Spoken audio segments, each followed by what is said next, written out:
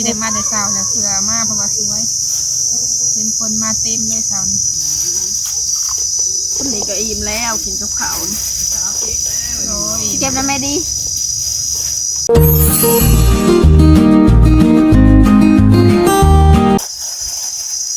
โดยกับสบายดีสวัสดีเด้อพ่อแม่พี่น้องเมื่อสุขทุกคนเด้อโดยมาพบพ่อกับน้องลาตีเด้อพี่น้องมื้อนี้มากับผู้วงพี่น้องสบายดีเด้อสบายดี มื้อนี้พี่น้องมานั่งอยู่ป่าต้นมะม่วงเด้อพี่น้องทางหลังเนาะอาจจะบ่เห็นปานใดพี่น้องกล้องมืดๆหน่อยนึงมามื้อนี้ก็ใครแต่ว่าบรรยากาศดีพี่น้องว่านนี่ก็มาเก็บอันดักแด้เนาะทางลาวเฮาสิเอิ้นว่าดักแด้พี่น้องเอิ้นว่าอันในต้นผักขี้เหล็กพี่น้องมันอยู่ทั่วไปเนาะเฮ้ยเนาะอันนี้เพิ่นมาเก็บพี่น้องมื้อนี้เก็บในทงยางเนาะแต่ทงยางมีแต่ใบขี้เหล็กเด้อพี่น้องอันนี้นะมาทำกันที่นี่หลายคนอยู่พี่น้องเพิ่นเมื่อไว้เลยเนาะไปกับเมื่อเบิดเลยว่านี่ก็มาเก็บพอดีเจอปานางพี่น้องว่านี่บ่ได้ปานใดปานางเพิ่นก็ได้หลายพี่น้องเพิ่นมาแต่เช้าอันนี้ก็มีแต่ใบไม้เด้อพี่น้องดิมันสิติดอยู่ในใบไม้แบบนี้เนาะมีตัวเดียวพี่น้องใบไม้น่ะใหญ่ๆว่านี่เพิ่นก็ว่าไผก็คอมเมนต์ว่าย่านพี่น้องเพิ่นอาจจะแบบย่านบ้งหั่นนะน้องนาตีบ่ได้ถ่ายตอนเก็บพี่น้องเพราะว่าบ่มีไผถือกล้องถ่ายเนาะก็เลยตั้งใจเก็บว่าพอได้เมื่อขัวก็ได้บ่หลายปานใดพี่น้องผมมาทางนี้ สอดพี่เลยทางนี้เนาะปลาทองเพิ่นก็จักมาได้ใช้ได้บ่ในขู่นะโอ้สบายดีเด้อสบายดี เห็นถึงหนึ่งของโตของห่วงกันตกมาไหว้โอ้ยกลางพันจอกเหมือนเนาะมาเบ็ดใบอันนี้เลยพี่น้องมาไปที่น้ยังเลยเนี่ยเห็นไหมของนิดหน่อยบ่ำพอละงงกินหน้าคุณนะมันเป็นได้ได้ลายยุ่บ่ได้เลยคนย่างมาแต่ห่านวะมาเบ็ดใบมันก่อนอ่อนมันแตกบ่ได้ใส่พอขัวอยู่แล้วตื่มอีกมาแต่ห่านแล้วก็นั่งอยู่นี่นั่งอยู่ไม่เท่านั่งน้อยหนึ่งวะน่ะเนี่ยอีนั่นแม่ให้จะกินข้าวแล้วก็พอเดียวต้มเมี่ยกินอยากกินข้าวเนาะสวยเลยบ่ทำว่าบ่งจับเป็นบริยานได้นะใหญ่เพิ่นนี่ห้องเอาพอบริยานลอกกัน3คนเพิ่นเจ้าเราก็ลอกกันใช้คือว่าย่านมันเป็นโตดักเดดแล้วก็บ่ได้เป็นตาย่านย่านแล้วก็จะประจำมาก็ย่านพ่ออีดีก็ได้ทิมนั่งลงละหน่อยนั่งลงสบายดีเนาะปาติโต้มันเพิ่นมาแต่ห้านพี่น้องบริยานบ่งบ่จันนะเด็กน้อยกับบริยานพี่น้องมีแต่ซีเพิ่นว่าย่านเนาะก็ขอโทษหลายๆพี่น้องว่านี่บ่งหลายแฮงนั่งลงไว้ละหน่อยไว้มันก็เลยหลายหน่อยนึงแต่ว่ามื้อนี้เนาะมีแต่ตัวดักแด้เด้มันก็เก็บแต่ดักแด้ให้แล้วมาบ่มีบ่งปานใดมันเป็นร่วงเบิดเลยโอ้ยเหี่ยวไปอย่าใส่เอื้อย่านนะดีโอ้ยอย่าใส่เอื้อเอาไปลินบนอื่นพูดไปดูไหนให้มันอ่อนนะเละไปเลยโอ้ยบัดพื้นญาตินะเนาะโมเมนต์เสียงรถคนมาเก็บอีกแล้วไปจ้ะใช่เนี่ยก็3 โมง 2 โมง 3 โมงพวกออกมาหลายคนเท่าไรพี่น้องมาเก็บนะไปกับมาแต่เช้าเนาะเฮามาสวยกันได้บ่หลายเสียงรถคนมาเก็บเสียงรถบ่ได้บ่บ่แม่นบ่แม่นสิเสียงรถแท้เนาะ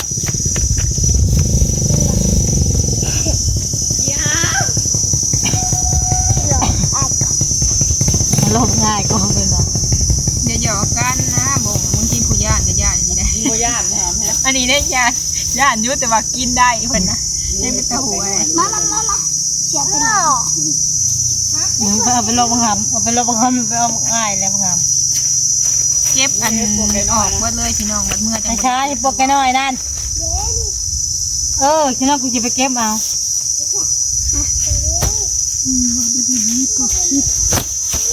ขึ้นมาอันนั้น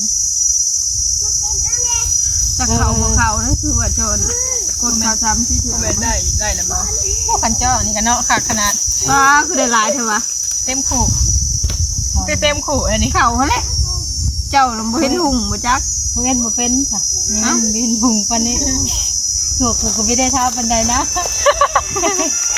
เจ้ากดบ่ถูกบางเถอะกะยันกดแบบตัวหนึ่งเลยกะลืมว่าตัวหนึ่งกดเขาเนาะ สัญญาณลูกว่าคนเฒ่าคนเลยว่าก่อนเนาะ ถูกบ่ได้เท่าปานใดนะ กูไปเก็บอันนั้นกูนะไปเก็บอันยังก่อน อายุนั่นก็ว่าง30 40ปลายนึงก็ได้ ดูแม่ลายขึ้นมาแต่30 มึงมองแค่ร้ายเนาะมึงมีไปเก็บ 50ลายไว้ทงอยากเอามา เขา เก็บ บ่ ตะ อยาก แก่ เล บ่ ยเขาเบิ่ม่วงเลย มันเบิดยามกินเลยมันหลายเลยเนี่ยยาม ก็ได้หลายปะ ได้หลายอยู่ได้ สบายดีเด้อ สบายดีเด้อบ่เห็นหดอันเห็นแต่บักม่วง คนเห็นได้ยินแต่เสียงปาก กล้อง เจ้า ต่ำ เจ้าก็บ่เห็นคือกัน ส นะ บายดีอันนี้เอา มาเก็บ เอาใส่กระตารถให้ไว้ ไปใช้ตลอดเลย มื้ มา ออื่ เก็ น บ มาเก็บแต่เช้าเนาะ มาใช้คู่ มาเก็บ นะ ข้าว ซื้อสมันลินบงลินเบ้งอยังเลยเนี่ยทิม บัดญาติก็ญาติที่ได้บัดนี้เอามาหลอกหมู่อีกอะ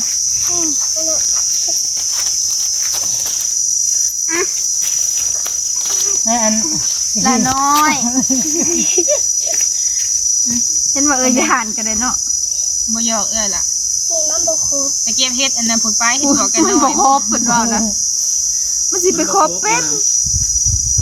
ถ้าเราบางง่ายอยู่ไปก็มองไข่หน่อย ๆล้นอยู่ว่าจะ บักม่วงนะพี่ ผู้ไปเก็บมะม่วงผู้ไปหามไป อันนี้กูไปหน่อย ไอ้กินข้าวบ้า เก็บมะม่วงมากินนี่ไป แม่เอาเสือแม่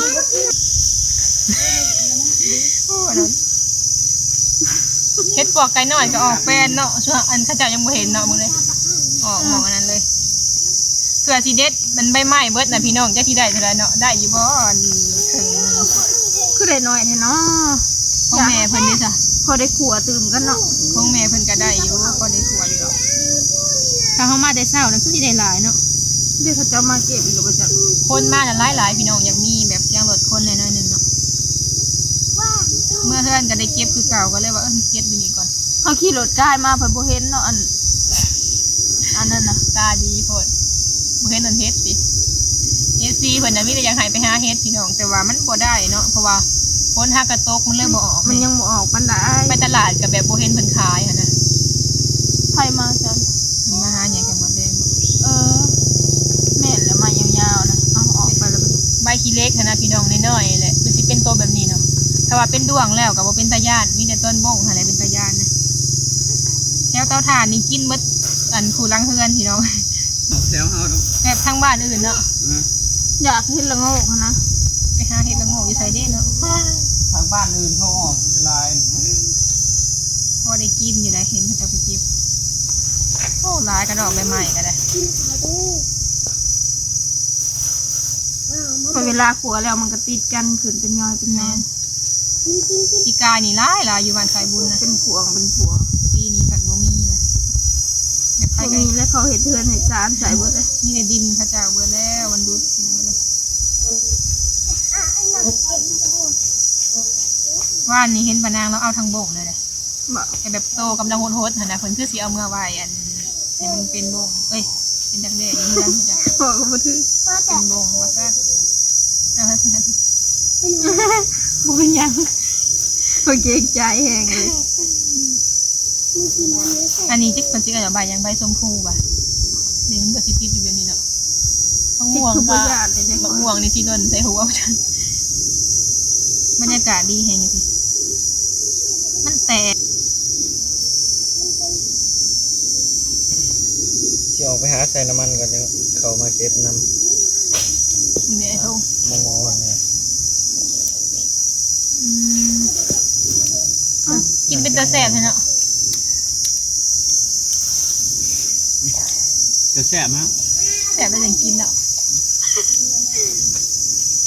อ้าวมีแต่ใบไม้ก็มีบัดนี้ กินมุงๆกับเขาวเสื้อเลือดมือน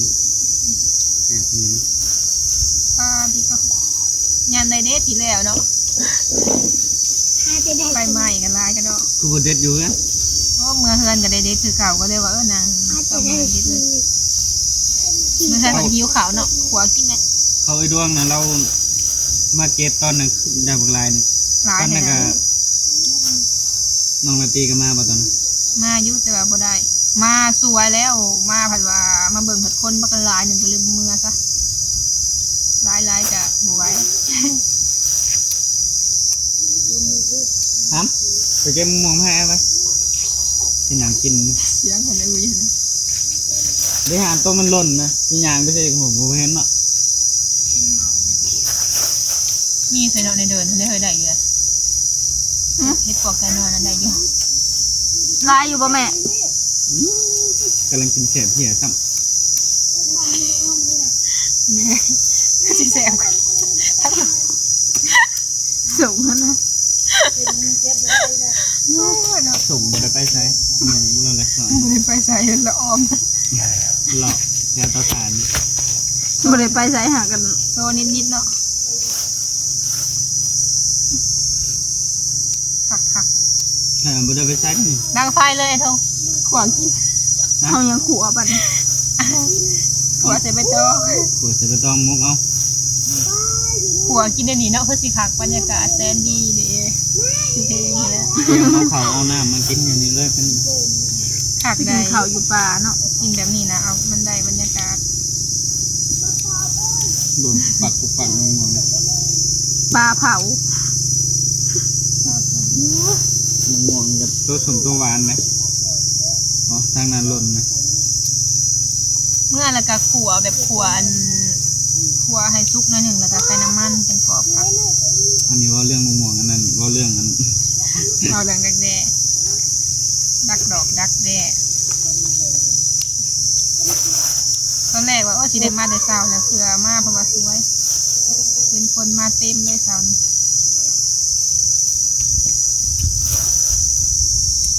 เข้ามาก่อนทางเองเนาะ โอ้ยแหงมาแต่บนท่านแจ้ง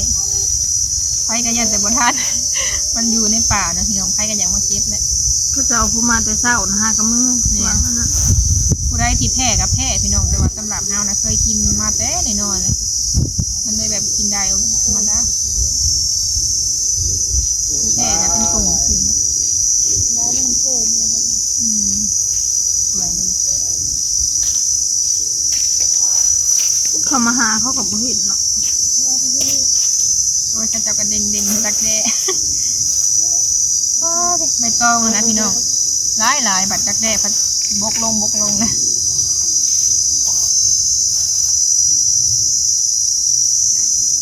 ตับผมมาจะรออยู่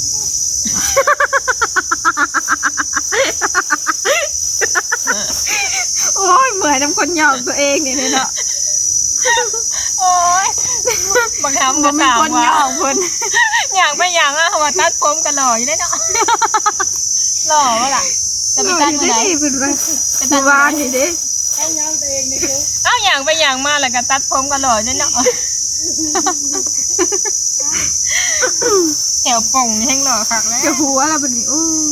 ย ทิม หัวเสียงดังหมดเลยพี่น้องเอ้ยบาดนี้ เป็นหลักลี่อยู่เป็นหลักลี่อยู่ ก่อยก็งงน้ำตัดผมมาก็หล่ออยู่ได้เนาะเพิ่นว่า บ่แม่นเพิ่นเบิ่งในกล้องมาจากเนาะเพิ่นเห็นตัวเองทิ้งโทย ย่องห้ำแน่เลยก็ได้กูปีให้ย่องก็ย่องเอาเองเลยเนาะ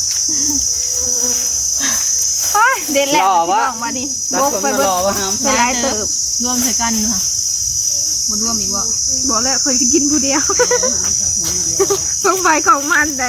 รวมดีเลยดอก นี่ออกไว้ละเบิ่งบังนะ จะเก็บเพิ่มอีกก็ได้นะ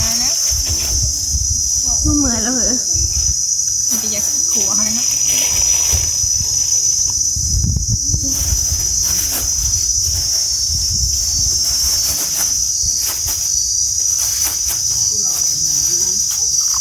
คนนี้ก็อิ่มแล้วกินกับข้าว โอ้ย เก็บแล้วแม่ดี บ่ได้ให้กินได้ เดี๋ยวนี้เลยพี่น้อง ได้อยู่เนาะมันเฮ็ดตัวไกลหน่อยจ้ะ นั่นนะกะแข่งแดกเนี่ยแล้วเนาะ เออ ตัดผมมาหล่อลิเหมือน ไปหาเจ็ดสิบแรกต่อกันเด้อ ตอนน้อยก็เอิ้นดิกแดกคือกันเนาะ ไปหาเจ็ดบุ้มกันเด้อ เย็บแด้บ่เลยเนาะ ได้อยู่เนาะ เราได้หลายกว่าเจ้าน้อยนึงขัวเลย ป้าไปเก็บอีกป่ะ ไปเก็บได้เลย กินได้ไหม ลองไปเก็บเบิ่งดู เก็บแบบนี้บ่จ้ะ เอ้ามาตำหลังลองเบิ่งก่อนสิได้หรือบ่ บ้านเมื่อกินข้าว ยุ กัน ง ก็ได้ พบกับยุง ตอนแรกยังมาใหม่ ตอนแรกเนี่ยจังมาเก็บอีกมันจังห่ม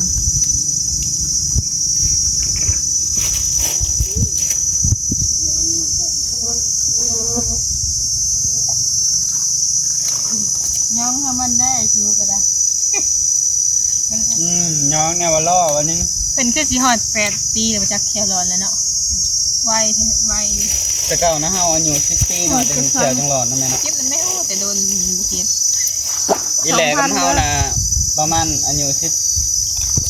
อีแหล่8 ปี10 ปี สิให้2โต เลยแค่เลิกเตะก็ ตัวใหญ่ ตัวใหญ่เลยพี่น้องกักเลย อีแม่เตะแขวร้อนแล้วก็ออกพ้อง แม่ แขวมันค้อนอยู่แล้วแต่แม่เพิ่นยันเพิ่นว่าแขวร้อนออกเลยคู่ห้องไผแลนี่ ของห้ามอยู่แล้ว ของน้องละตีเพิ่น ในร้ายเลยคุณ ของน้องลีเด้ซา เด้ มันเอา ปลาทองคนจะมาเก็บแต่เช้านี่ เนื้อ เนาะ บ้าเมื่อ เอาปีงหัว ของปลาทองพี่น้องอันนี้ เอาไป ของผู้วงเนาะคนละถุง คือยายเนาะ ไปจื้อวันดีสบายดีล่ะ เอาไปเลย กินน้ำก่อนไปน้ำเนาะคือสิแซวค่ะ นี่ได้ของข่อย กินน้ำก่อน เด้ของ เพิ่นมาแต่เช้าแล้วพี่น้องแต่ว่าเพิ่นว่าเพิ่นบ่เห็นตอนนั้นนะต้องได้นั่งมือคักๆแล้วจังได้นะ มาเลย พอได้ขัวแล้ว เฮ็ดปวกกินนี่ก็ได้ เฮ็ดปวกไก่น้อยบ่ตัวนี้มันเปื่อยแล้วเนาะไปแช่น้ำเกลือแล้วมันจังออกดิน ได้ นะ น้อยเดียวนึง มันบ่อยากมีเลยบดอยู่พ่อเก็บอยู่สำนี่กะถ้าอยากเก็บกะ มาหากินข้าวกัน ตอนแรกยังมาเก็บใหม่เนาะไอ้ทงหิวข่าวแล้วไอ้ทงยุงบ่บ่ได้บอกบ่ได้ข่าวไปตบก็ตบเลยได้เพิ่นเจ้าเลยเนาะไอ้ทงนี่กินของเฮา กินนั่นกิน อยากกินเชื่อไอ้ขู่อ่ะ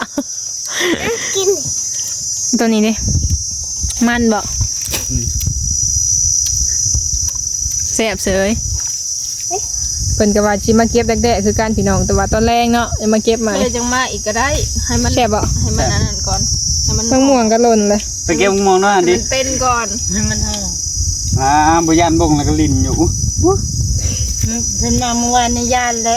ตกจิตดินก็ให้ ตอนแรกมาเก็บใหม่พี่น้อง มาวันนี้คือบุญานเลย เด็กน้อยก็มานำนี่ละน้อยก็ได้ เอาตกใส่แล้วตกใจหน้าห้องกากเลยเฮา เดือนนี้คือบุญานเธอเดือนนี้ฮะ จะเกิดอีกได้มึงนี่เอาไปใหม่ใส่น้ำก็เป็นเนาะ ผู้ใดมาเหมือน เพิ่นมาเลี้ยงงัวเด้ งัวเราหลายๆเนาะเหมือนจะ งั งั ว ว ลาว ใส่ถุงบัง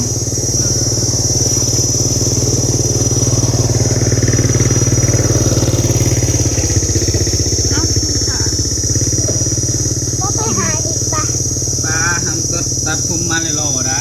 ทำเลยตัดพุ่มมากระโหลกยังไงเนาะ เด็กน้อยเท่าไหร่15บ่พอตัดอยู่บนชานนะว่าปันงาม หาจะนั่งขายบ่พอได้ขายสิทงอยู่บ่หนูว่า ได้ขายเลยพูดขายพูดอัน แถ นี้ วห้องทางมือเฮือนอะไรเป็นงาม มันเท่าไรก็มันละพันบอกพ่อคล้ายเลยละ1,000ถามว่ามัน500หรือว่าอันนี้มันไม่ต้องท โอ้ยยุงคือหลายแท้ ไปแล้วก็ ำ บ้าเผื่อสิเบิร์ดพี่น้อง หลายเนาะมีแต่ มีแต่ใบไม้ เสือสีเด็ดใบใหม่แล้วตอนแรกนี่ก็มีคนมาอีกแล้วยังไม่ทันทำ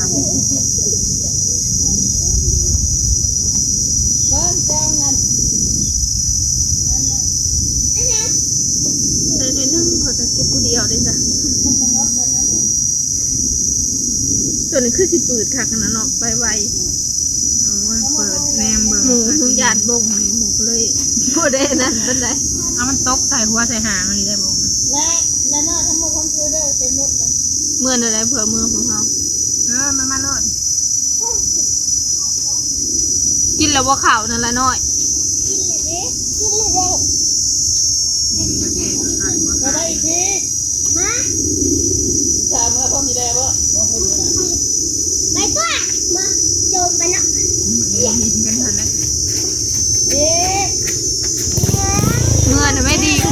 กบดปลาเด้อกระเป๋านี่เนาะมีกระเป๋าอะไรทุกมือนี่เนาะ มันแกะได้แกะ หลายพี่น้องเสียงหมดพี่น้องดังหักเลย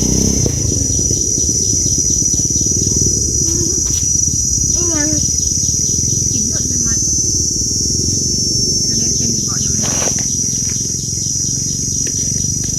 นอนเนาะครับ